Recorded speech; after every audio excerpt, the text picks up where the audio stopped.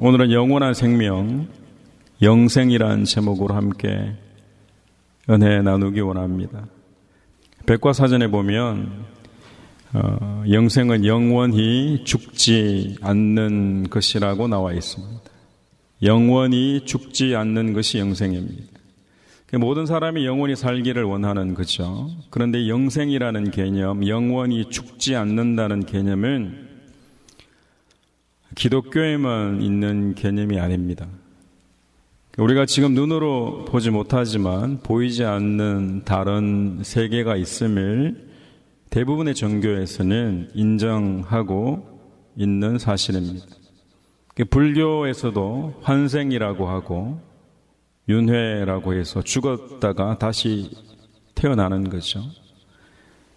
그리고 이집트에도 보면 파라오를 미라로 만들었던 것도 영생을 갈망한 것이었고, 중국의 진해 시황제도 영원한 생명, 불로장생을 갈망했습니다. 그런데 성경에서 말씀하시는 영생은 이 땅에서 우리가 이렇게 살다가 어느 시점이 되면 죽었다가 다시 다른 세상에서 태어나는 것, 그것만을 말하지 않습니다. 하나님이 한번 창조한 인간은 누구나 다 영원히 소멸되지 않는 거죠. 그 문제는 이 하나님이 창조한 이 영혼이 천국에서 영원히 살 것인가 아니면 지옥에서 영원히 살 것인가 하는 거예요. 차라리 이 땅에서 마음대로 살다가 죽어버려서 없어져 버리면 괜찮은데 그렇지 않다고요. 영원토록 천국에 살든지 영원토록 지옥에 살든지입니다. 지옥에 가는 영혼도 영원히 존재한다는 차원에서 보면 근본적으로는 다를 것이 없습니다. 그래서 영생을 이 땅에서의 생명이 다하고 죽고 나서 다른 세상에서 목숨이 계속해서 연장되는 것이 전부라고 생각하면 지극히 잘못된 생각입니다. 누구나 죽으면 영원의 세계로 가게 되어 있습니다. 성경은 두 세대로 나누어요. 지금 우리가 살고 있는 세상을 현세라고 합니다. 그리고 다가올 세상을 내세라고 하죠. 현세는 지금 우리가 살고 있는 세상이고 내세는 주님이 다시 오셔서 이루시는 세상을 말합니다. 여러분, 영생이란 그 단어 자체가 원래 히브리어를 헬라어로 번역했고 그 헬라어를 다시 현대어로 번역했는데 오는 세대의 삶이라는 뜻입니다. 영생이라는 것은 오는 세상의 삶입니다. 시간적으로만 끝없이 멀어진 상태, 시간적으로만 끝없이 길어진 것을 영생이라고 하지 않습니다. 더 중요한 건요, 하나님이 다스리시는 그 세상을 영생이라고 합니다. 하나님이 다스리시는 구원의 삶의 시대를 영생이라고 하는 거죠. 영생은 하나님이 다스리시는 삶인 줄 믿으시기 바랍니다. 우리 안에 우리를 다스리시는 예수 그리스도가 계시면요, 이미 영생은 저와 여러분 안에 시작되어진 것입니다. 여러분, 이 땅의 삶은 아무런 가치가 없는 삶이고 하늘나라만 가치가 있는 삶이 아니라 이 땅에서 이미 하늘나라가 시작되어진 줄 믿으시기 바랍니다. 여러분, 지금 우리가 살 수 있는 건 이 목숨이 붙어있기 때문이죠. 숨을 다하면 죽지 않습니까? 하지만 다가오는 세대는요, 지금 이 생명으로 살 수 없는 세상이잖아요. 지금은 저와 여러분에게 다 생명이 있죠. 믿지 않는 자들에게도 다 생명이 있어요. 그걸 목숨이라고 하는데 다 있는 거예요. 다가오는 세상은 그 생명으로 살 수 없다는 거예요. 다가오는 세상에 살려면 무슨 생명이 있어야 되는가 하면 예수 그리스도의 생명이 있어야 한다는 거예요. 성경을 정확하게 말씀하십니다. 다른 생명이 필요하다는 거예요. 오늘 본문에 보시면 12절에 아들이 있는 자에게는 생명이 있고 하나님의 아들이 없는 자에게는 생명이 없느니라고 정확하게 말씀하십니다. 다가오는 세상에 그 생명은 하나님의 아들 예수 그리스도가 있느냐 없느냐는 거예요. 예수 그리스도의 생명이 있어야 하는 거죠. 요한복음 17장 3절에 보시면 영생은 이라고 유일하신 참 하나님과 그가 보내신 자 예수 그리스도를 아는 것입니다.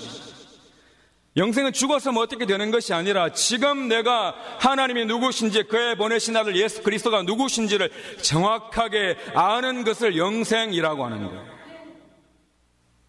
죽고 나서 이야기가 아니에요, 여러분. 예수를 안다는 게 뭡니까?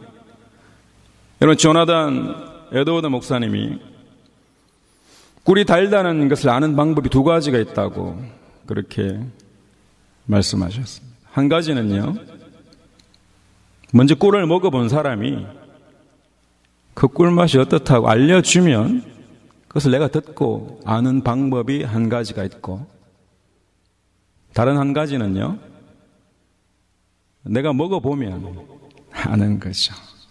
예수를 안다는 건요, 다른 사람의 이야기를 듣고 시작되어질 수 있지만 저와 여러분 안에 계신 예수 그리스도로 말미암아 삶 가운데 정말 예수님을 경험하는 것입니다.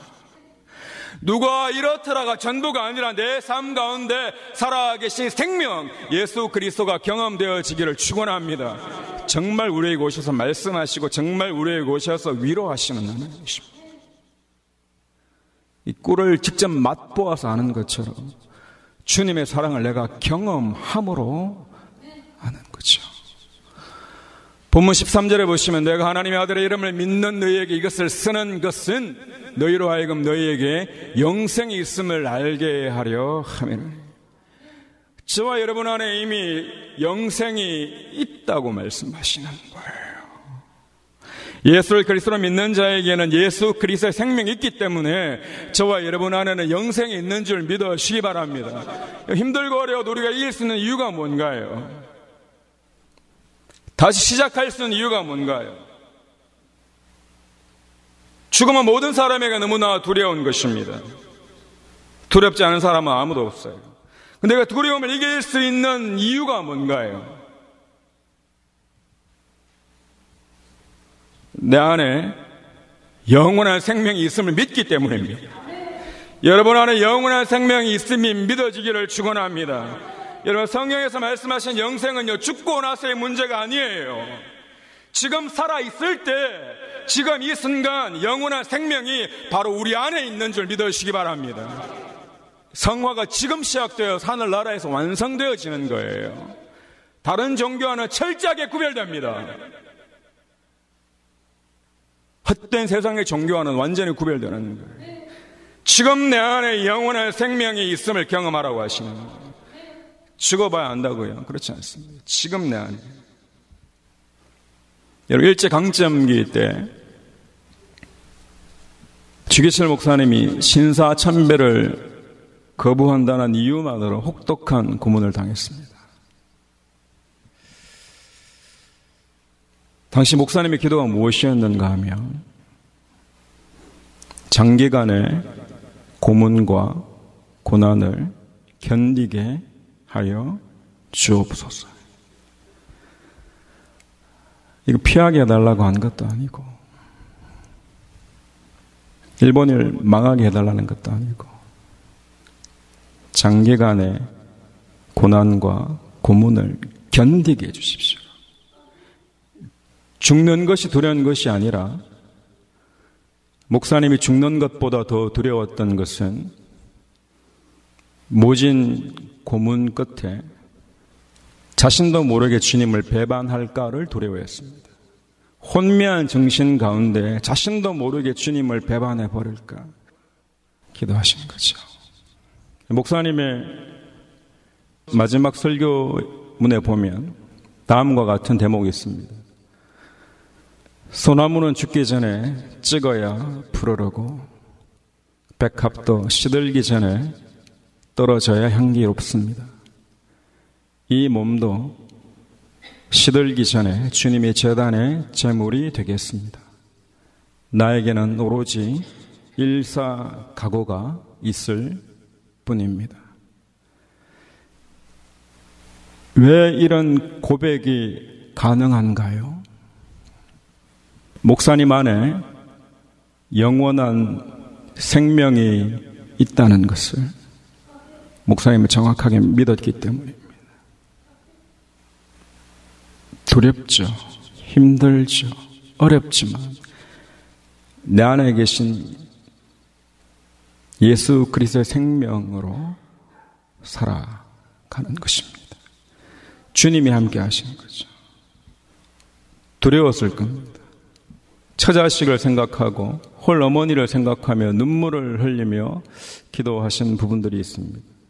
하지만 목사님은 분명히 영원한 생명이 당신 안에 있다는 것을 믿었습니다. 주기철 목사님과 함께 하신 그 하나님이 저와 여러분과도 함께 하시는 줄 믿으시기 바랍니다. 때가 되면 우리가 가치 있게 순교할 수 있는 그 순간이 오면 초계같이 버릴 수 있는 거죠. 정말 가치 있는 일이 내 앞에 드러난다면 하나님께서 복 주시는 겁니다. 왜? 내 안에 정말 영원한 생명이 있다는 것을 나는 정확하게 믿기 때문입니다.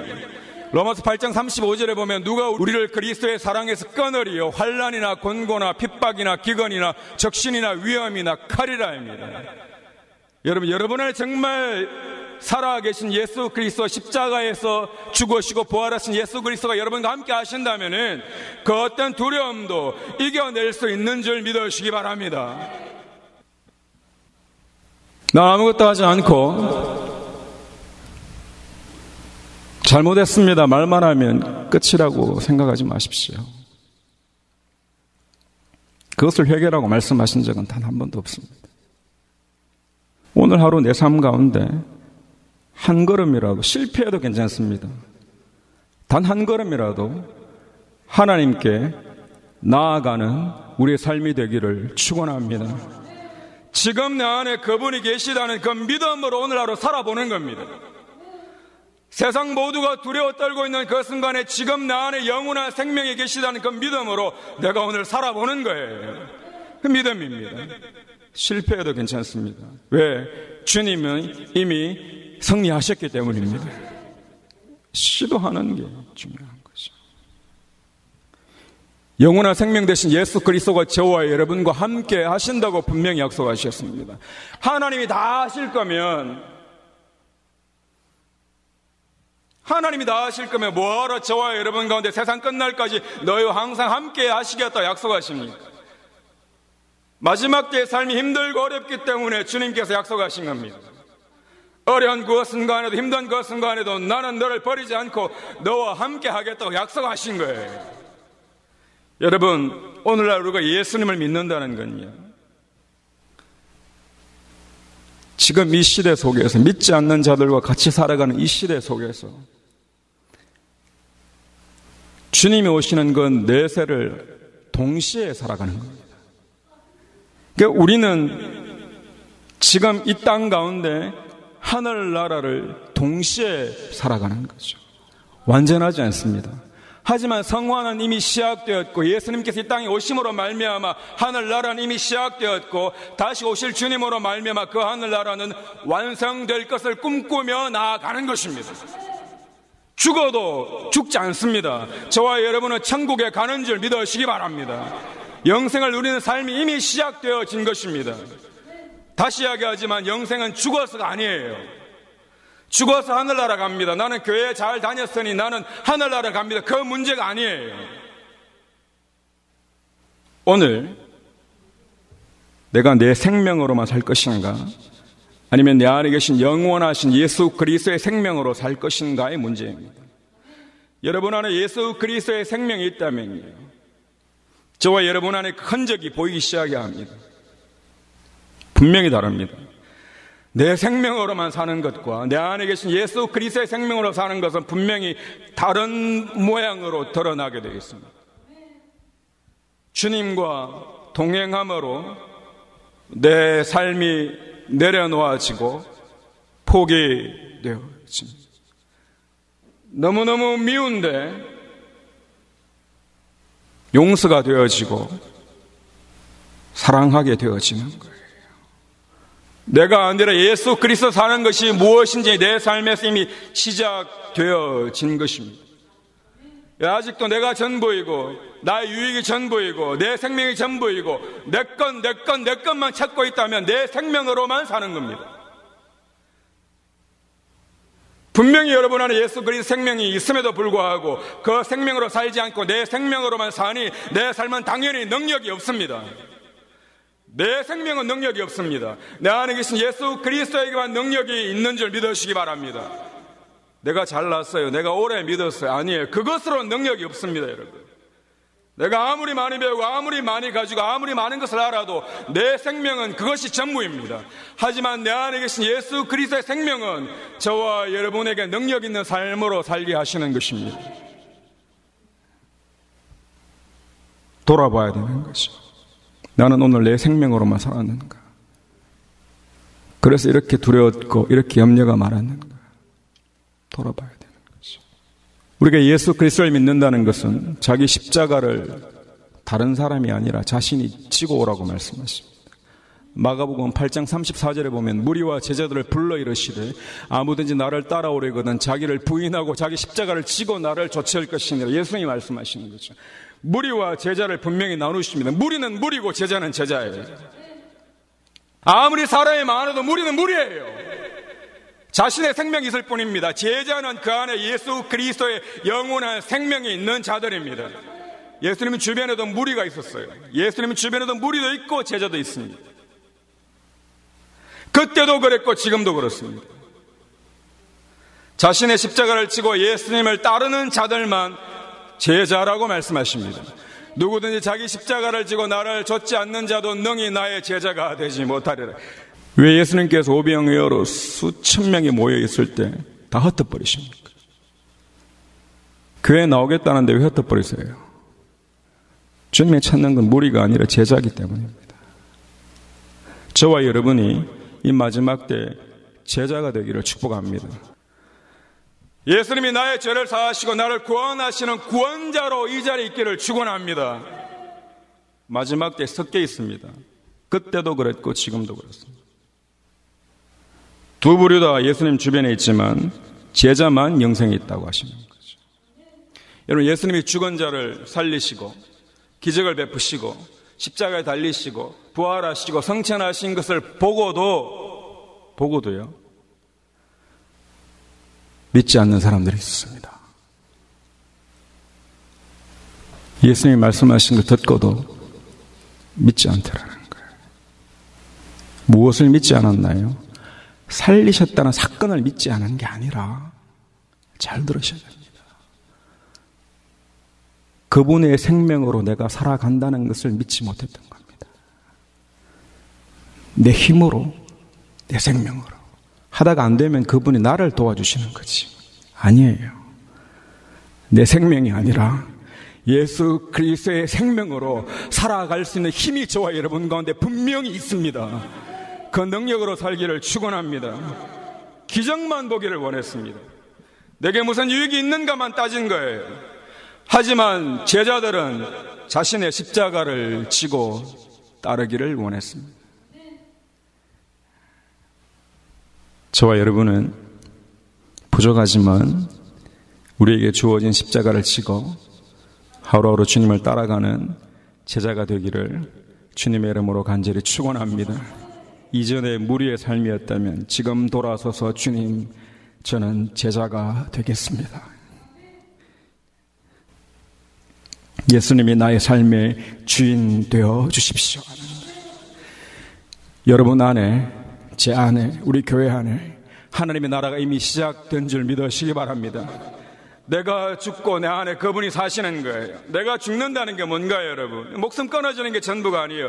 때로는 나의 생각이 죽어야 되고, 때로는 나의 감정이 죽어야 되고, 때로는 나의 고집이 죽어야 되고, 때로는 나의 욕심이 죽어져 가는 과정입니다. 내가 죽고 내 안에 그분이 사시니 내 안에 참된 평강이 있을지어다 하는 거예요. 교회 오는데 더 내 생각이 굳어지고, 내 고집이 더 굳어지고, 내 욕심이 더 커지고,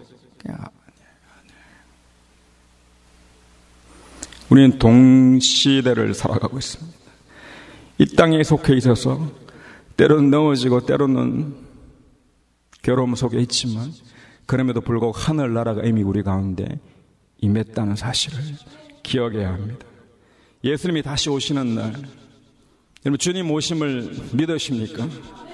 주님 오실 때 완전한 나라가 되는, 영원한 생명으로 살았던 자들이 그 앞에서 완성되어지는 겁니다. 여러분 그 영화의 자리, 그 잔치 자리에 저와 여러분 모두가 참여하게 되기를 축원합니다. 영생에 대해서 우리 선조들이 잘 알고요, 찬송을 하셨습니다. 나 이제 주님의 새 생명 얻은 몸, 옛것은 지나고 새 사람이로다.